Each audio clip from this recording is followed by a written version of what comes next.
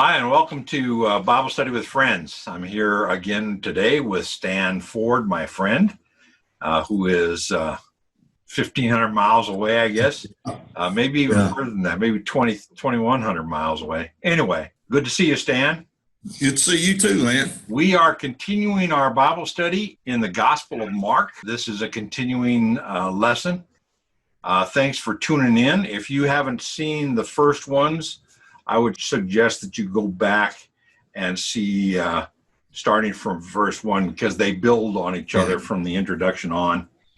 And we're glad you're here. Please, if you enjoy this study, be sure to subscribe and hit the little bell, because if you hit the bell, every time I post one of these Bible studies, you'll get a little email notification and you won't miss any that way.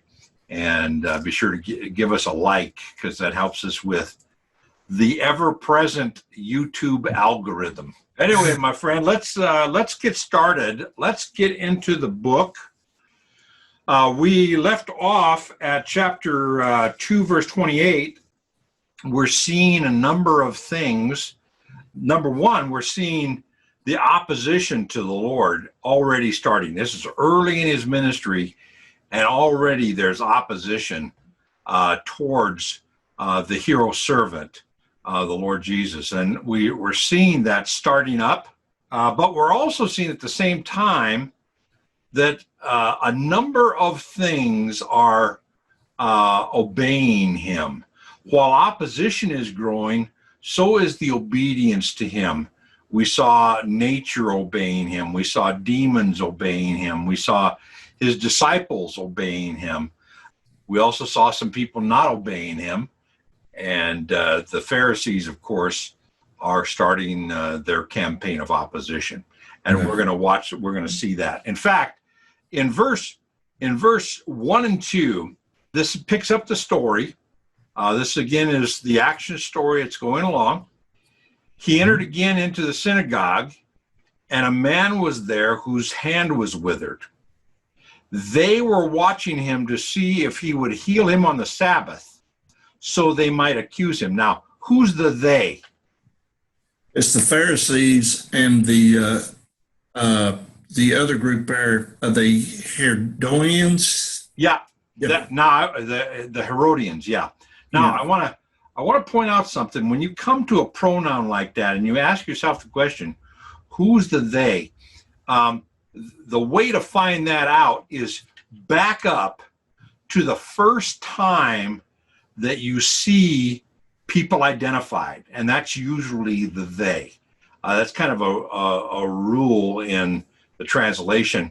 So they were watching him. Well, who's the they? If you back up and you're looking for a group here that it's identified, and you're going up here, and it says, verse 24 of chapter 2.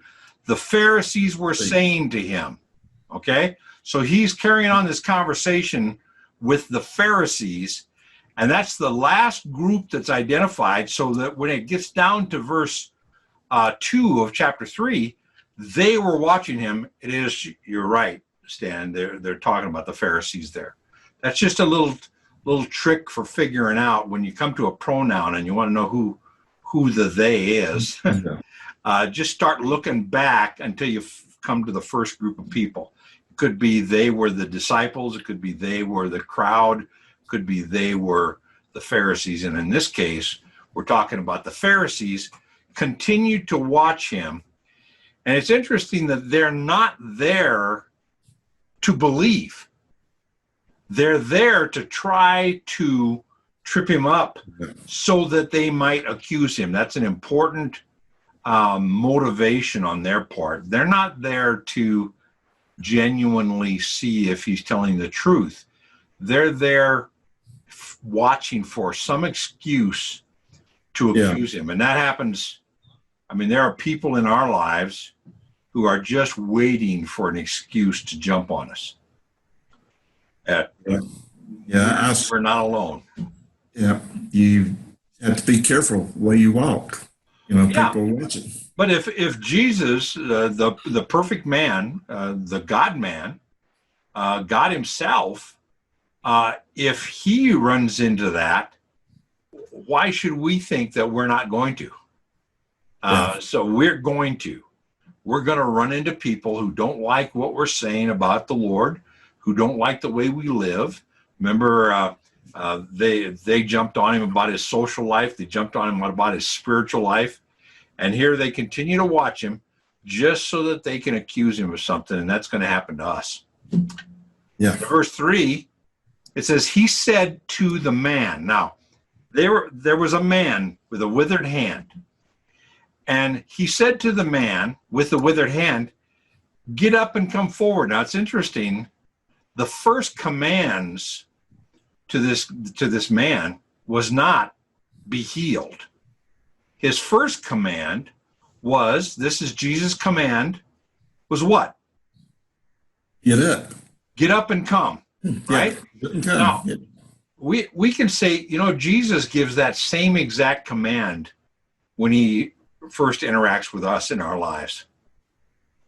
Yeah. When we start to encounter Christ in our lives, the first command is get up and come, right? Yeah.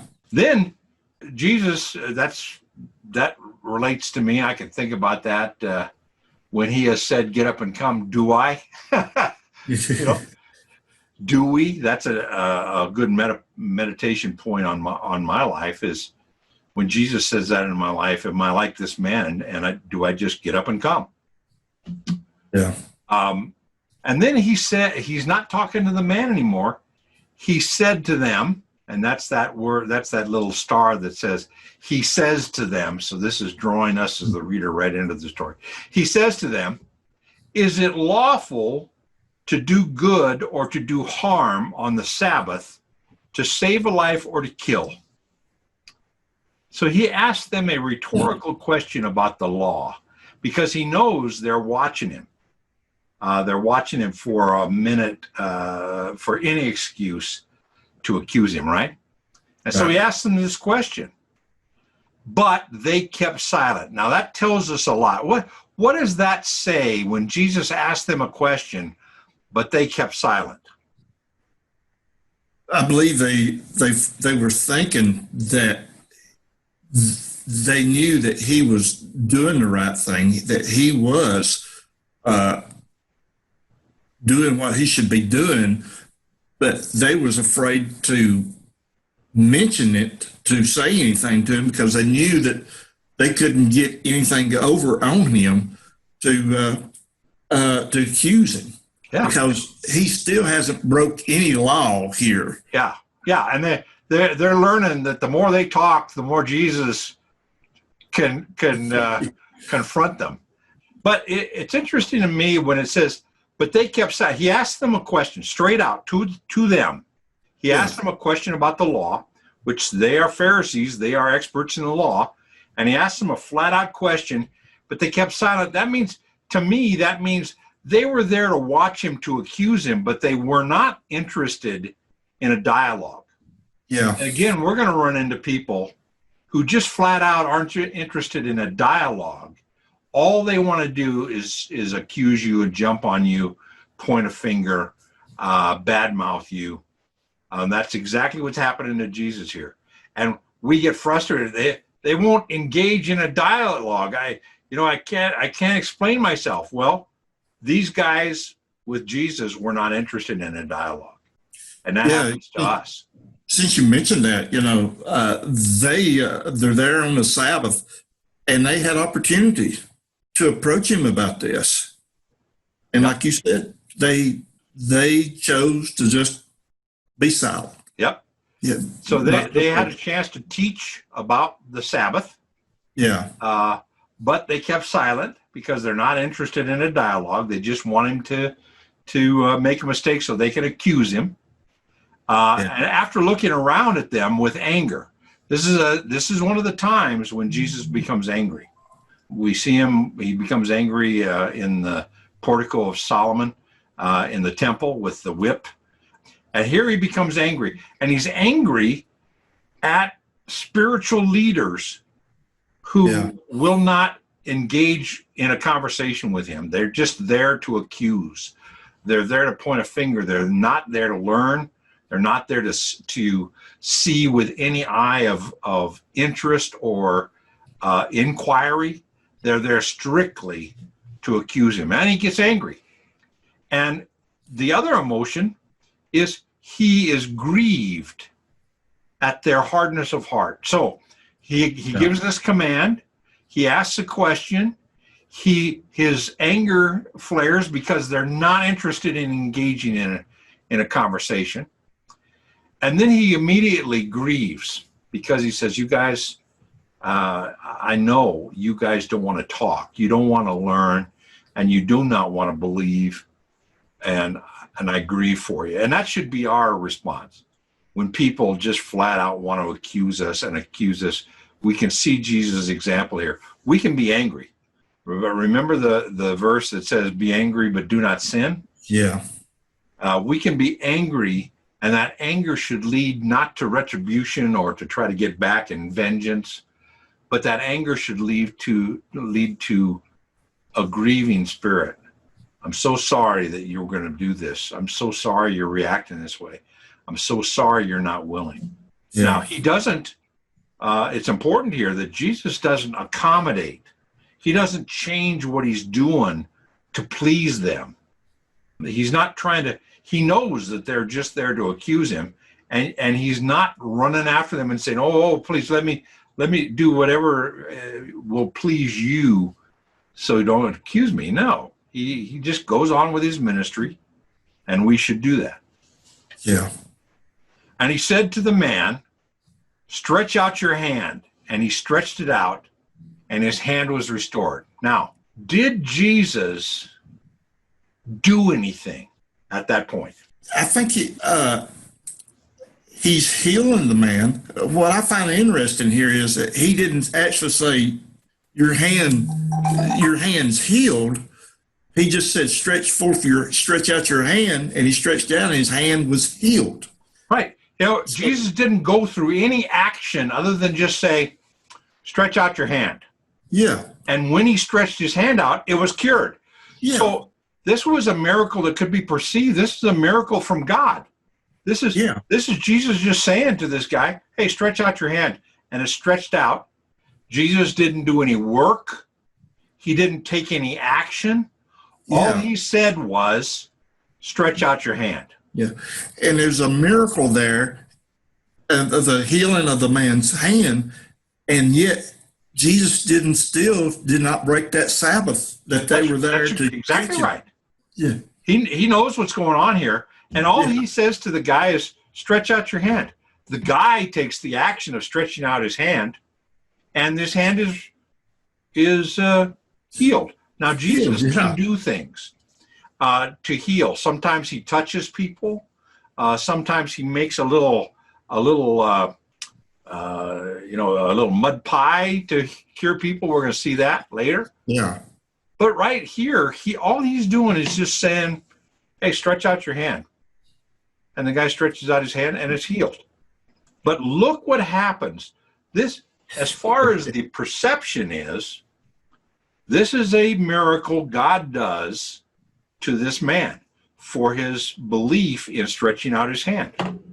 Yeah. And look at verse 6. The Pharisees went out, and immediately, that's that word again. Yeah. It's up in verse 2, it says, they were watching so they might accuse him. And there's a miracle that happens. And instead of saying, wow, that is amazing, they go, immediately, they began conspiring with the Herodians. Let me tell you who the Herodians are. The Herodians were followers of Herod.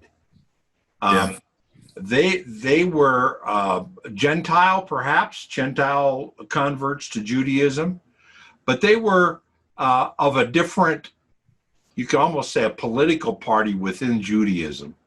They followed the governor Herod, and they were called Herodians. They were usually Greek, and they were aligned politically with Herod. So we have the Pharisees, who are these ultra-Orthodox, and they start to conspire with people that they normally don't get along with. Yeah. But they start to conspire against him, as to how they might destroy him. Now, this is early. This is the opposition to the servant hero.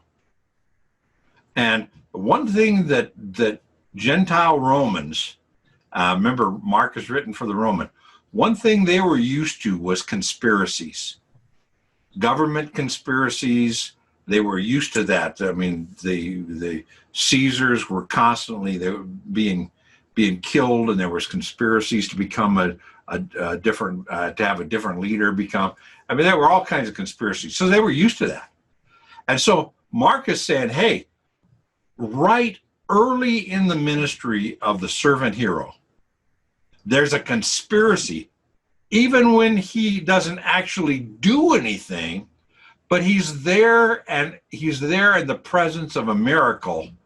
They don't go, wow, what a miracle. They just go, this is a great reason to conspire against him, to destroy him. Yeah. So these are not believers who are upset because stuff is happening that shakes their belief. These are guys right out of the chute that are not interested in what Jesus is doing. They're not interested in a true evaluation of the spiritual worth of this man and what he's saying. They are there to accuse and to destroy. Yeah, and I really love this section here. And Jesus really didn't give them any fuel for their fire, so to speak, from the law aspect of it. And what we're saying here, I mean, Jesus asked the question, they didn't answer it. So Jesus just says, stretch out your hand, and a miracle happens. He didn't do anything. He didn't violate the law. He didn't do anything, and no actions were taken.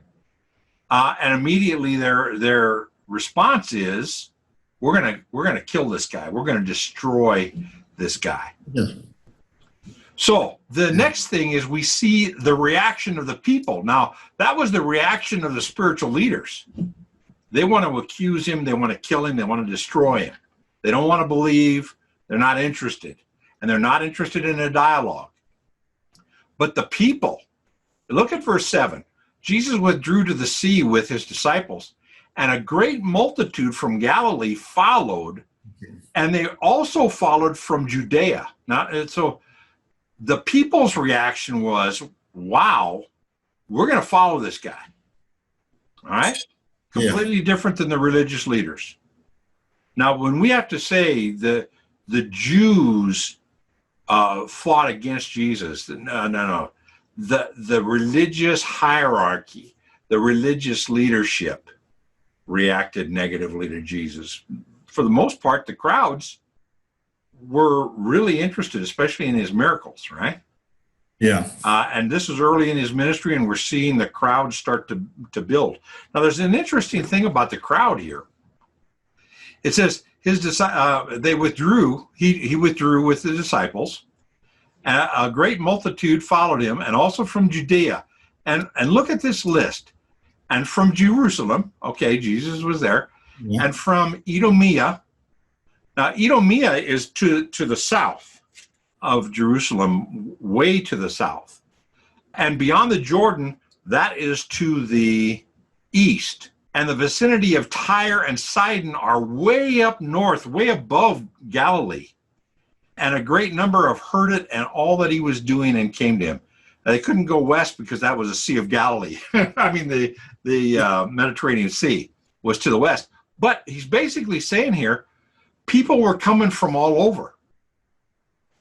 Now, this is early in his ministry. Let me ask you the question. We'll stop and talk about this for a second. Had Jesus been to Idumea or to Tyre and Sidon? Not yet, Ed, and I don't know. This is early in his ministry. In fact, Jesus never went to Tyre and Sidon up above. He never went past the Sea of Galilee north. He did go beyond the Jordan because that's where John the Baptist was baptizing. But he never went to Idumea down to the south, and he never went to Tyre and Sidon. So how did people from there decide to come down to see Jesus? It's like a word of mouth. People are spreading the news about what this man Jesus is doing. The word is spreading to the point where, if you look look up at chapter 1, verse 45. Okay. We talked about this earlier in the chapter, but go ahead and read chapter 1, verse 45.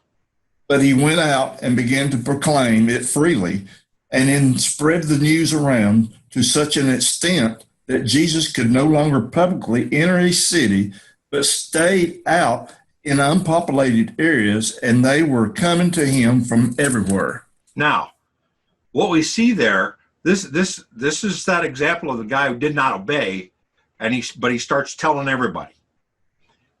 But this is an example of how effective word of mouth is. Yeah. Jesus and the 12 had not gone into these areas, but the word had gone into these areas.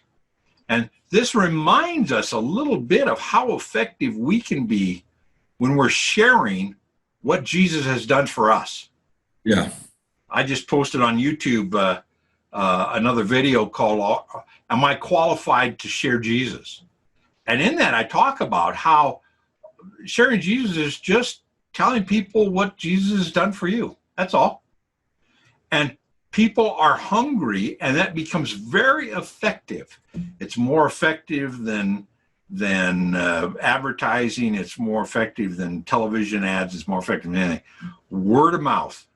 Yeah. You could say social media is part of that, but social media can become institutionalized.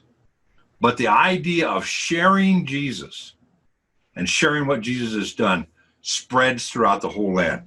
And we see that here. Let's go back to this verse. We see that it's this whole region, like in verse 1, chapter 1, verse 45, it says, people were coming from everywhere. Yeah. Because they were hearing about Jesus and what he was doing. The word of mouth testimony. And that's important for us to get how important it is for us to share Christ with other people and tell people what he's doing in our lives, because that's how people way beyond our influence. I mean, people might hear a story of Christ from somebody I told who told somebody else who told somebody else, and they hear about Christ. And that's this idea of word of mouth witnessing. And we see it working here. And verse 9, I want to see what time it is. Okay, good. We're doing fine. In verse 9, he says, he told his disciples that a boat should stand out. And there's that word "and" again. So the whole thing's happening. And he told his disciples that a boat should stand ready for him because of the crowds, so that they would not crowd him. Because he was healing many, with the result that all those who had afflictions pressed around him in order to touch him. Now, this is just showing the people's reaction to his actions. So if I'm listening to the Gospel of Mark for the first time, and I'm hearing about Jesus for the first time, I'm seeing a person of action, a person serving by healing people. And I see a contrast between the religious leaders' reaction to him is to accuse and to conspire to kill him, and the people's reaction of saying, wow, this is great, we're coming, to the point where he could barely move, and he had to start thinking about a contingency plan so that he could breathe out in a boat with a little space of water around that. And we see that happening. Let's stop there. We're going to start to see in verse 11 on, we're going to start to see, we've seen the reaction of spiritual leaders, we've seen the people's reaction, and now we're going to see demons' reaction to him. And this is going to give us a solid message of who this servant hero is. And we'll pick that up next week, and we'll stop here. And I sure appreciate you YouTubers listening in, and thank you, Stan, for your input. It's good. Great being in the Word together with you, and with you in YouTube and on podcasts. I hope that if you were blessed by this, that you subscribe, hit the like button, because the YouTube appreciates that, and that helps our standing with YouTube in the search engine. And hit the little bell if you want to be notified the next time we do this, or I do any video on my YouTube channel. Thank you for viewing, and thank you for listening. And we'll stop right here. God bless you. Have a great week encountering Jesus in every step.